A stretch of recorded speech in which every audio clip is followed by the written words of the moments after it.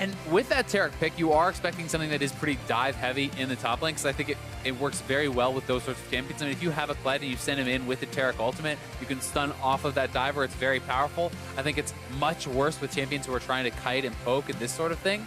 So that is something they have to be cognizant of. And Gnar is going to be the top lane pick for balls, so they also are going to be looking for something that can work well into that. I do still think that Kled can work, but almost all melee matchups in Gnar have to be played very aggressively, because if you are sitting back, you will be passively worn down, poked out, and Gnar will get the advantage. So if Impact wants to go for one of those melee picks, he has to be willing to go aggressive, to get contracts up there and try to put that focus on balls. I think something like you've mentioned, Kled or Camille would be picks that do fit into the kind of comp C9 are trying to build, but certainly have to be careful in that 2v2. Java Gnar is pretty potent. And you also have to be careful about the fact that, hey, if you draft too heavily for comp and ignore lanes, and you draft losing lanes or losing 2v2s, then you can't always go to that. So they are actually going to flex the Gragas up top. This is something where Impact, yes, he should not really win the lane, but he should be able to hold on, he should be able to farm, and he should be relevant, right? Plus, Taric combination with the Rek'Sai is very, very powerful. The Rek'Sai burrows in, especially if you are going for the things like Chilling Smite. It's very easy to set up for the Dazzle, especially in combination with your knockup. So that is a pretty nice combo. I like it. Kind of expecting Contract to play a bit more aggressive, and this is something I was actually going to mention in the last game, where I think Contract, especially when he first came onto the scene as a rookie, it's like, you know, it's a young, solo queue-oriented player that came up through Challenger and is now on a pro team. Everyone almost has the same image of this jungler. He is hyper-aggressive and loves to playmake, and we saw that. His early Lee Sin games, his Elise all year long. It's kind of the player that you could be excused of pigeonholing into, oh, you're just an aggressive, like, high-tempo jungler. Contract's total champion pool is actually incredibly diverse this split. So it was his first game on Maokai last game, and I think a lot of people are like, oh, like, he's not the type of player to play Maokai, but I actually think he's someone that's very on top of the metagame and deserves some credit there. Yeah, he certainly does. He's just a jungler that likes to win. Yep. I mean, he's playing pretty much whatever is meta, he's playing whatever is best for the team, and that is what you have to respect out of a competitor like him. As you said, first game on Maokai, last game, he has played Kayn, he's played Zac, he's played Jarvan, Rengar, Nunu, Ivern, and like, he's really played a massive variety of champions this split, and certainly does deserve credit for that champion pool, and we'll see what he can get done in game number 2 here with the Rek'Sai. Well, he has played Rek'Sai. The win rate is not too hot, unfortunately, for Contract, so we'll see if he can break that curse this time around. FlyQuest looking to try and equalize this one and move into game number 3. And kind of see if they can keep that aggression up, and if so, if they can convert a little cleaner. That's been kind of the obvious criticism to level at FlyQuest. Seeing on the other side, I mean, I think keeping up with a team like FlyQuest is good. Maybe not, you know, the game that you really want to be playing. You probably want to be smashing even harder or just playing a bit cleaner. But you know what? It was a high-tempo game, C9. They brought the noise. It was a high-tempo game, and they won in about 30 minutes. So I think they're going to be pretty pleased with that, regardless of the skirmishing and the aggressive kill trading and stuff that they had. It might not have been the cleanest game, but it was certainly a resounding victory. But once again, we're back to this scenario where you look at FlyQuest team, you're thinking, okay, AoE team fight, hard engage. You have Jarvan alongside, you know, the Jhin ultimate to set up that engage, and you can actually combo the Gnar ultimate with that Jarvan ultimate, because he creates that terrain for Gnar to actually stun you into. And then when you look over at C9, yes, they can team fight, but someone like Jensen on this LeBlanc is going to be looking much more for small skirmishes, for split pushing, for this style of play. Thankfully for FlyQuest, they will have, you know, Balls, who is pretty strong in the split push as well, who can look to answer and can look to create that own pressure. So we'll see what they do decide to do. Yep, certainly feels like C9, you know, I feel like, you know, comfortable after game 1, mixing things up quite a bit. Could have taken the Syndra again, but didn't want to. Instead, gonna opt for this LeBlanc. Looks like a blue shot there for Moon. Contracts on the Raptors. Ball's gonna, sorry, Impact, excuse me, gonna move back towards the top lane. So we'll see where these junglers do go next. And probably a good idea to keep the camera down here in bot lane, because I'm expecting even continued aggression here. That's certainly the case, but I think this one is going to be not quite as crazy. I mean, it's Thresh versus Blitz was what we had last game, and it ended up being so aggressive.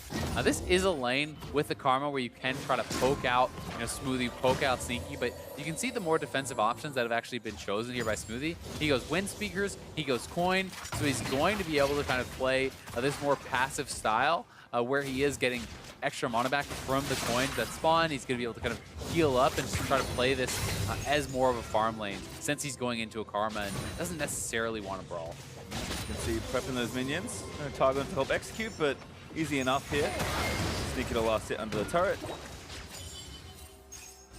And Moon actually checking the blue buff. Does not see Rek'Sai, so Contract, as we can see, has fully cleared that top side of the map. So some information there for Fly. We'll see where Contracts does go next. Looks like dipping mid. Yeah, he is looking over for High. High is playing to the bot side, but if the chain lands, it could be tough for him. Chain's already landed. The root attack on the other end as well. Contracts with the flash on Burrow. High gonna get chased down by a red buff Rek'Sai. That feels bad. First blood to Jensen. Yeah, too late on the flash there for High. The chain had already connected. He was not able to break it, and once that chain landed, it was lights out. As the trading does commence in the bot side. Fourth shot lining up, but not used yet by Turtle. Gonna have to burn on a minion soon enough. Lemon getting some poke on a sneaky though. Looks like Smoothie able to keep Caitlyn nice and healthy as we watch this one again. And Jensen needed to land the chain for this gank to work out. If he lands it, it's pretty much a guaranteed kill. And High waiting quite a long time. He flashes as it actually connects. So Contract's able to flash in and be able to follow that up. But it's tough for High because Jensen was point blank with the chain. So even if he flashed earlier, maybe he would not have had enough distance to actually break that. Either way, well executed gank there for C9. And the fact that First Blood goes over to Jensen is exactly what they want. And that is one of the things, and I think the big reason to me is why Jensen's LeBlanc is so threatening, because the gank assist is insane. If you can land the chain, it's really powerful. And the fact that High is double combat summoners, has to use both of them, still dies. Jensen is playing TP LeBlanc, right? He's playing for the split push, playing for that later game. He doesn't have to use anything. Going to even be able to just walk back to lane with that First Blood gold, and he's in a great position right now. Yep, Contracts also continues 100% First Blood participation with his team. So kind of see where all that action goes. As Dazzle on the bot lane, but Smoothie already a little too low. Going to get rooted, but gets the shields up just in time. Bit of healing coming through, but again, the FlyQuest duo playing very aggressive and effectively in this 2v2. Yeah, they certainly are. Turtle, he is on the Doran's ring, remember, so he has double potion. I think he just used his one potion, and we have been seeing more and more of this kind of AP Jhin start. Some players are actually going for AP Blues as well to just really up the damage on their Q, make kind of that last thing, the bouncing easier. Plus, obviously, they are trying to do it also for the additional mana regen to be able to kind of spam out and push in. So it is a pretty effective start, has gained a lot of popularity. Good jump there from Balls, but Impact out of mana, so it looks like he's going to go back to base anyway. Paul's just waiting for the wave. He's probably going to try and cancel this one, and Impact, yeah, a little too greedy on that recall spot. Ball's also with just the little move that he did. He tried to actually clump up the minions, and when you clump them up like that, your minions will focus fire your opponent's minions faster. So that means that the minions will be denied from your opponent. It will push towards you, and that essentially forces out the TP from Impact. So Ball's going to have to answer himself, but it essentially takes away the option to not do that from him. Yep, Ball's also TPs to his turret, so a bit of extra safety just in case Contract was lying in wait, but an early Glacial Shroud there for Impact, and those phage components for Balls means that top lane's going just fine for either side at the moment. And tracking those item purchases will be pretty interesting. Impact, I wouldn't be surprised to see him just go straight for something like the Righteous Glory. Some pretty aggressive trading here in the mid lane, and it's tough for High because Jensen is on a Corrupting Potion plus that Dark Seal, so he has the additional regen, and he can go more aggressively for these trades, and that's what he's trying to do.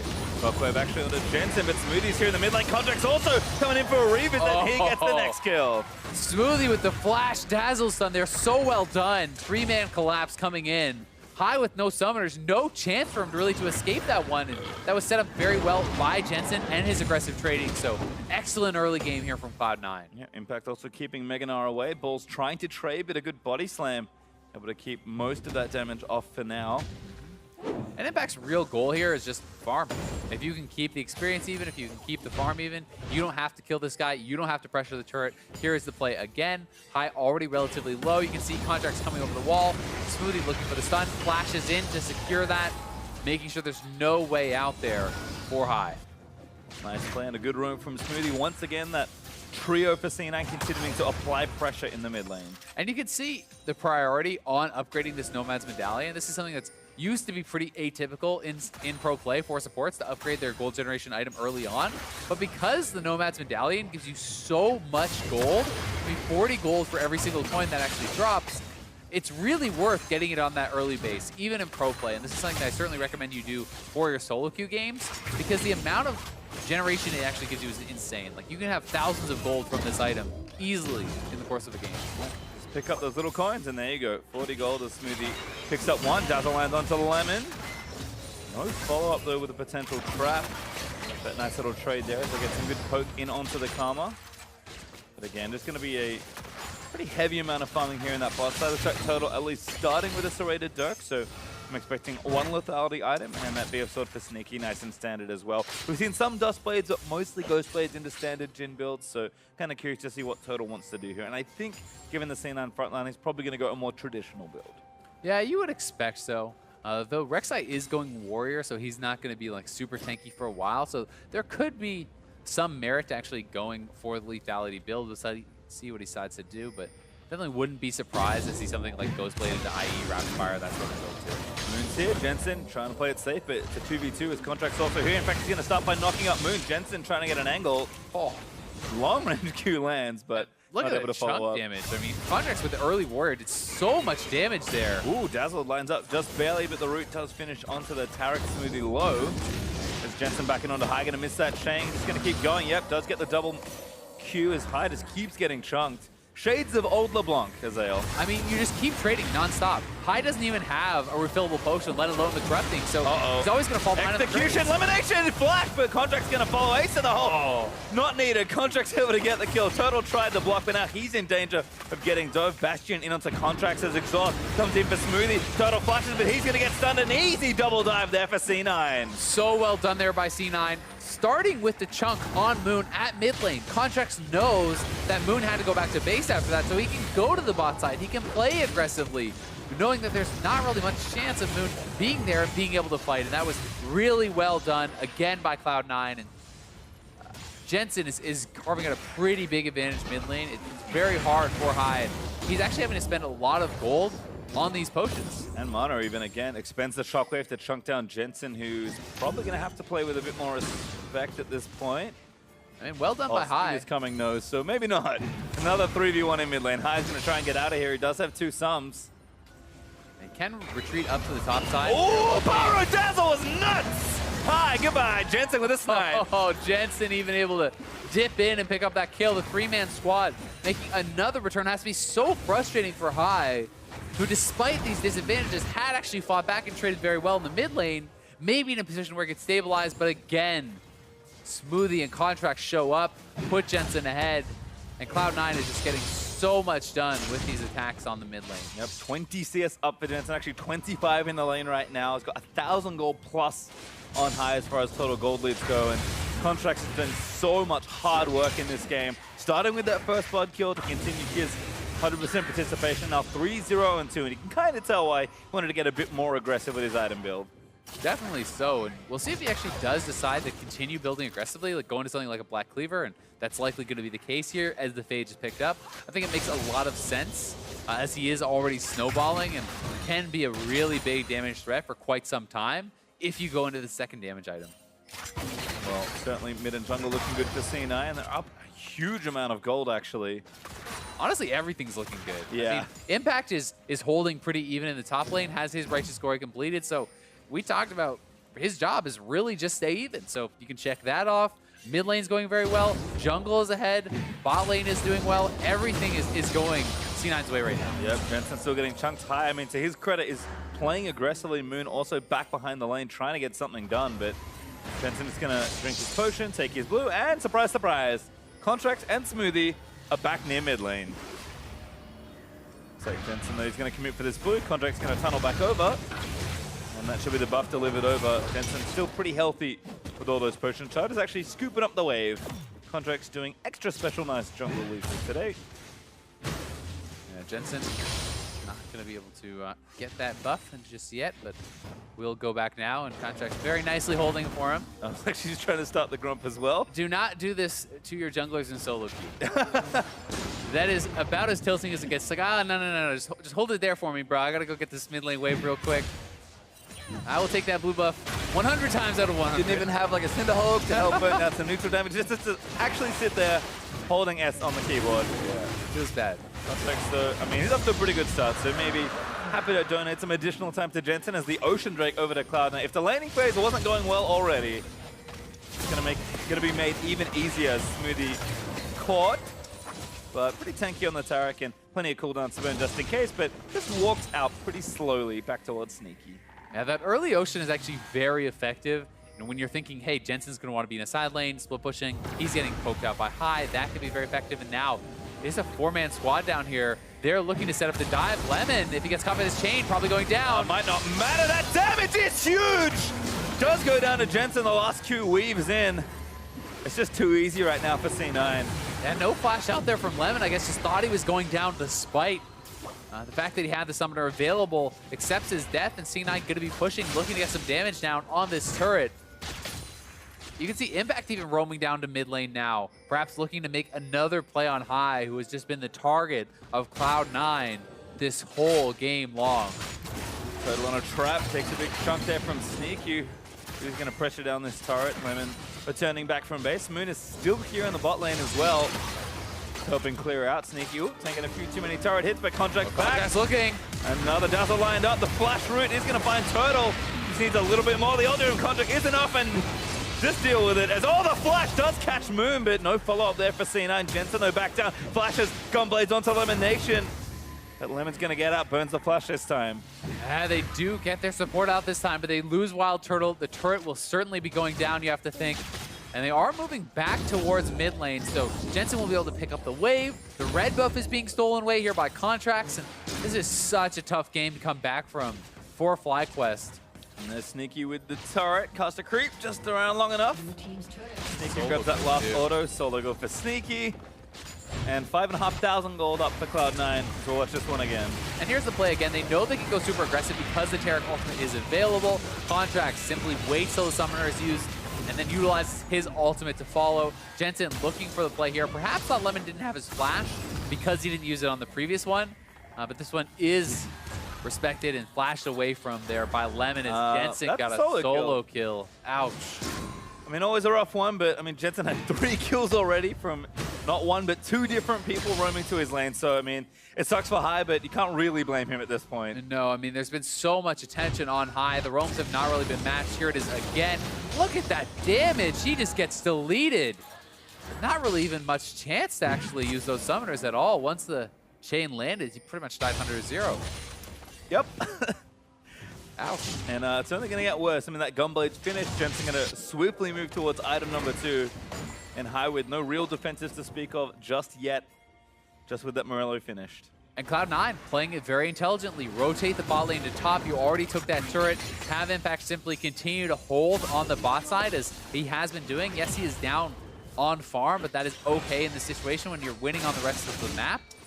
So Jensen, is going to be very, very strong there. They're going to be sieging topside.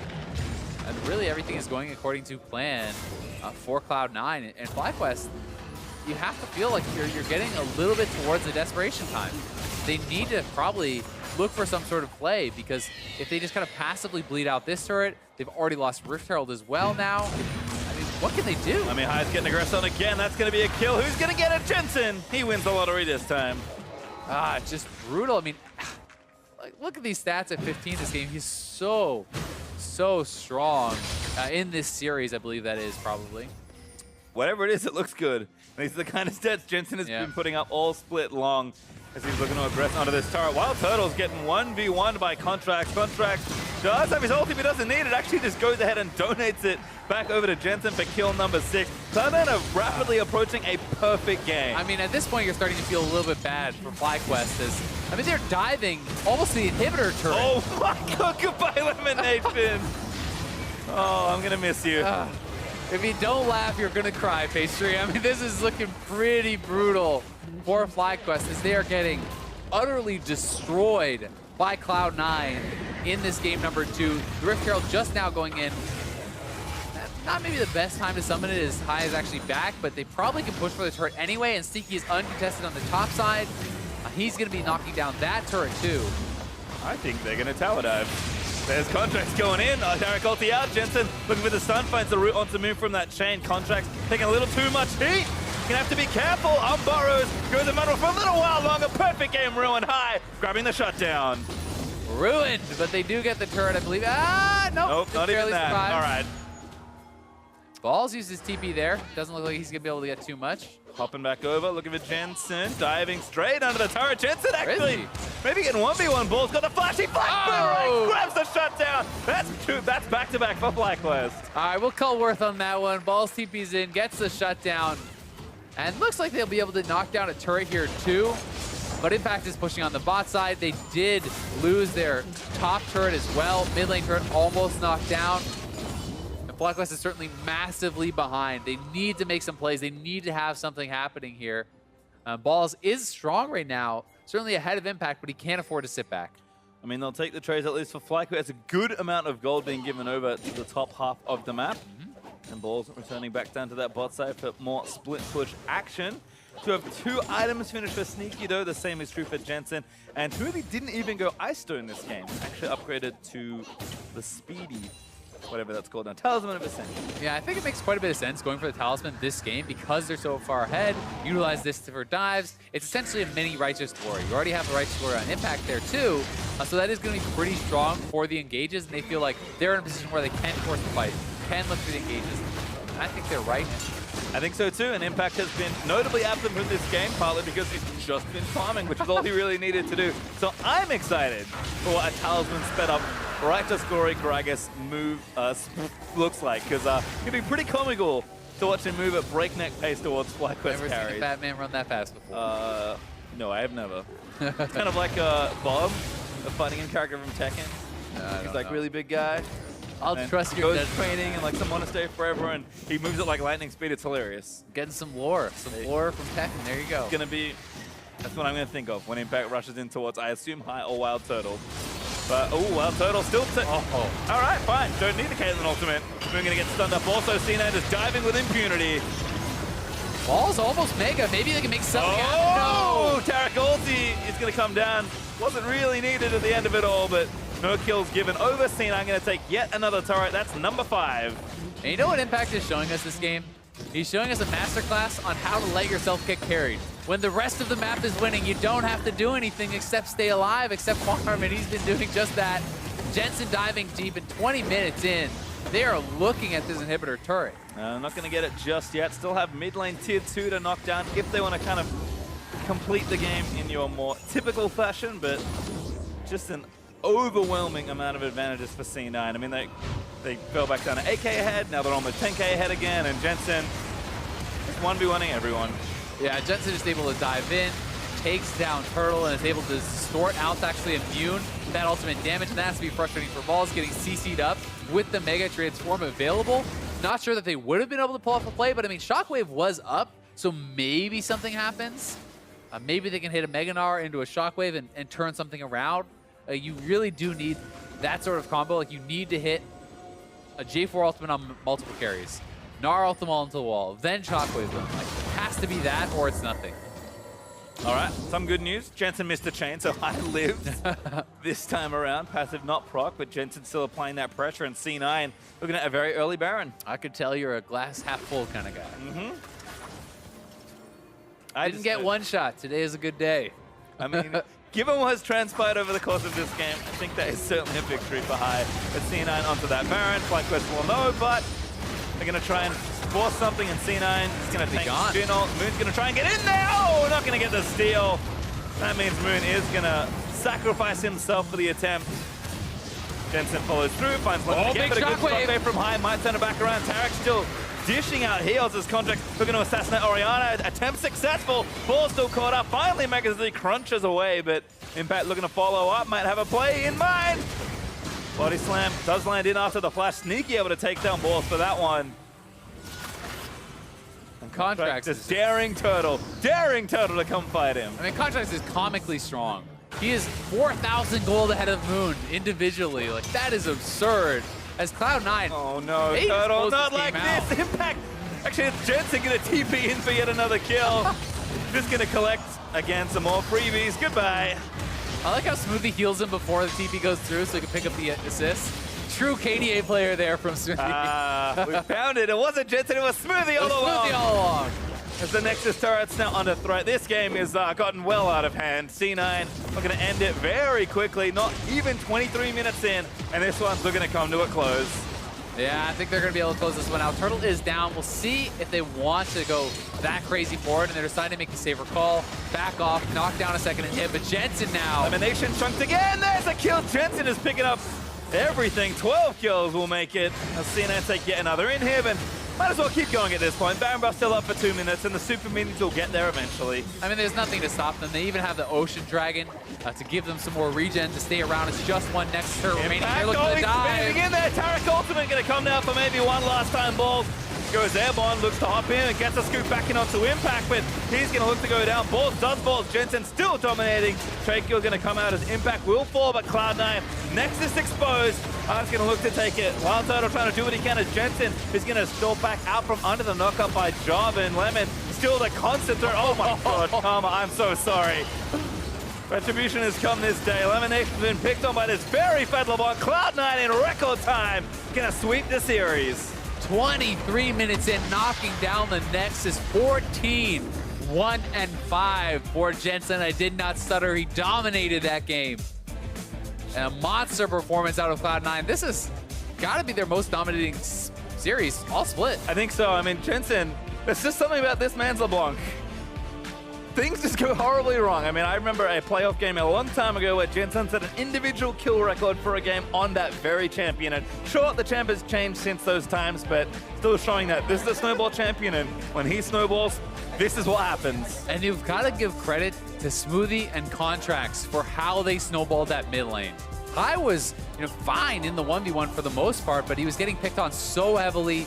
3-man ganks to the mid lane over and over and over, putting Jensen ahead, and then he took over the game with the lead that he was given, really going off, getting kill after kill after kill, pick after pick after pick, and FlyQuest could just not hold on. And Jensen is giddy after that game. You can see the smile on his face, so happy with how that one went. And Cloud9, again, looking to maintain the best possible position moving towards playoffs. They needed a convincing win, and that's what this series was. And they have the easiest remaining schedule. As far as strength of schedule goes, they're playing teams at the bottom of the table. They can look to rise in the standings. They can look to build that momentum towards playoffs. But for the other side of the coin, I mean, it's FlyQuest now really up against it. This is tough for them. They are sitting now in the bottom 2 spots. They're looking to avoid those promo relegations, but they need to actually be able to climb up to 8th at least. Certainly do, as Contracts with another big smile had a great game on Rek'Sai that time around. And Cloud9 is happy for a pretty resounding victory. Sneaky, a little more humble in victory. I think, yeah. I mean, it's all innate for him. It's all about killing those former teammates, which he did plenty of. Yeah, and I mean, you want to beat your friends. I don't know if you want to beat your friends that bad. Yeah. That kind of, it's hard to gloat afterwards. Maybe. Yeah. I mean, I think, again, that same trio that we've seen perform so many times really just had a field day here. Smoothie and Contracts, honestly, in some ways, 2 of the best supports in the league, because they're making sure Jensen looks amazing game after game. They really are, and I think that one of the things that Cloud9 has had all season long is how they play around mid lane. Jensen gets a lot of credit, and he deserves a lot of credit, but the team as a whole enables him. The way that Contracts and Smoothie make those roams, create vision and areas where he can play safely and play aggressively in is very impressive, and I think contributes a lot towards his success. And I think on the other side, if you think, okay, well, that trio, that core's looking good, what do the other lanes need to do? We saw it from Impact. You take a tank, you have a bad matchup, just play safe. Sneaky, ever the consistent player on a champion like Caitlyn also just needs to farm. Like, when it doesn't work for Cloud9, it's because some of these pieces start falling away, and we have definitely looked at top lane to been not looking as strong, but Impact definitely seems back to form. And Ray, if he does come back in, I imagine he'll be feeling just as good. Yeah, you would expect so, but for FlyQuest, you have to look, I think, somewhat at the draft, right? Yep. I mean, the lack of priority on Caitlyn, both games, very surprising to me, see J4 prioritized above that, giving over that really safe bot laner for Sneaky 2 times in a row, despite the fact that the FlyQuest bot lane played very well in game 1. They couldn't snowball that, and partly it's because he's on Caitlyn. Certainly is, and for more on that 2-0 from Cloud9, let's check in with Dig On and Cloud9's playmaker in the bot lane.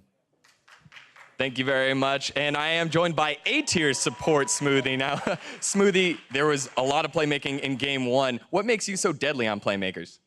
I don't know. It's right now in the meta. If you have a good matchup in the bot lane, it's really easy to snowball the game. Like you see, like Alistar is just one-shotting the enemy ADC, and just lots of playmakers. I don't know. It's really hard to find actually like figure out the meta this time around for some reason. But we just figured out that it was just kind of bring this all in, and just if you win, you win. For your career, change is a constant, whether it was the different team that you're on, the type of player that you've been, and you found something now that seems to put you at the top. What makes you so great at adapting to whatever's necessary for your team? Honestly, I don't know. I'm not really like amazing or anything. I just I do what my team needs me to do, and if I need to play this one champion, then I learn that like really fast after like a day or two of solo queue. Yeah, I don't know. It's not really anything that special. I just play the game, and I love it. It's really fun. Super modest. Now let's look ahead at the future here. You guys have Envy and Echo Fox as your last two games before you get into the playoffs. What kind of form do you want Cloud9 to be as you head into the playoffs? Well, this week, honestly, we were struggling to grasp the new meta after the patch. Hopefully, we like know 100% what we want to pick and stuff for next week. Like, for example, the first game against TL, we were kind of like question mark on what we had to pick. We picked like 3 or 2 split pushers and like Tristana, who also wants to like, kind of split push. So it was really hard to win the game from like a team fight perspective. But yeah, hopefully going to next week, we can figure our stuff out and, you know, win the games. Well, this week was definitely good for you. 2-0 week with Smoothie. Thank you so much for the interview. Let's go ahead and send it over to Dash and Mark for more. Thank you very much, Degon. Cloud9, I mean, stomping 2-0 here, especially this second game, right? We had a high kill count in the first game, high kill count in the second game. Second game was just a heck of a lot more one-sided. Yeah, all the kills were mostly on one side. For a while, it looked like they're going to perfect game. A little bit of a mishap, but otherwise, still just a very dominating performance out of C9. You heard Azael talk about it. One thing that C9 has had this entire season long is that focus around the mid lane and the ability to play around Jensen here very early on, collapsing to the mid lane and starting to get that LeBlanc pick rolling. Yeah, really weird timing there. We did a full topside clear, something you don't see that much, and then didn't reset and go bottom, actually just ganked it. So that was a bit peculiar, but then Contract didn't let up, roam mid with Smoothie later, gets pickoffs in the own jungle just by having that kind of advantage and going for invades, and then setting up a dive. Him and Smoothie combo together super well this game overall to secure a number of kills. Yeah, very much so. I mean, Contracts had 100% kill participation for a large portion of the game. Of course, once Jensen got to a state where he could just solo people out, you started to see the kill participation, widen for the entire team just because they couldn't keep up with him. And of course, you see the damage numbers there as well coming out of Jensen. But I think we have to give a nod to Contracts, and he will be receiving Player of the Game for enabling that LeBlanc pick. That's one of the things that when you look back at this game and you just look at the scoreboard, you're probably like, well, how the hell did Contracts get it over Jensen? But the reality is that LeBlanc gets this level of agency when she gets ahead where no one can touch her, no one can handle her. You can put her in a side lane, and she just wins the game. Right. And she got to that point because of Contracts' play in the early game. And yes, at a certain point, who can not only, stop LeBlanc, but who can even keep up with her on her own team? Right. She goes from mid lane, hops 2 walls, blows somebody up, runs down bot lane, does the same thing. After a certain point, you're like, all right, I just can't follow that. Right, he's running TP too. So, all right, he himself has that global opportunity to be anywhere he wants at any given moment. Outside of how quick pace and how dominant both Contracts and Jensen were this game, I know you have still some concerns around FlyQuest's approach to champion select and the fact that we still ended up with a Caitlyn on the red side of the map. It's something that a lot of teams seem to be struggling with in the meta. You even heard Smoothie saying even though they won, they weren't super clean in the TL game that they had yesterday. And this time around, they give the Caitlyn first pick away. They end up giving away a LeBlanc as well. And then since they had taken the Orianna away early, C9 didn't even need to use their bans on their second rotation on other mid laners, which is usually the case when you last pick that LeBlanc on red side. Right. So there's a number of things at play here where they just keep ending up with these kind of weak drafts overall. They ban out Thresh, and Smoothie's a great Taric, and even though you're maybe delaying some of his early game playmaking, he can still run wild on the Taric pick. I mean, so here we have, to me, a really sweet contrast, across the two games in where C9 finds success. Yes, they're still capable of winning scrappy games that aren't necessarily played around the mid lane, right? We saw a lot of that develop around the bot lane in game one.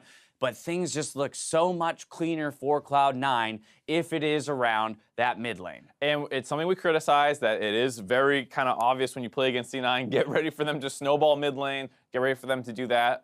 But it is moving in a nice place for the meta for them, just because top lane can play more tanks now. Bot lane has been support playmakers the whole preseason or whole season so far, and it's continuing to stay that way. And then the big question is the jungle, because for the most part, Contracts has looked good on Rek'Sai. We know he can play Elise, but can he start playing the Maokai really consistently? Can he play the Cho'Gath and other things that might rise up? One thing's for sure, C9 put on a clinic today. Now we've got another series coming your way. Up next, TSM try to end their week in first place as they face Team Envy.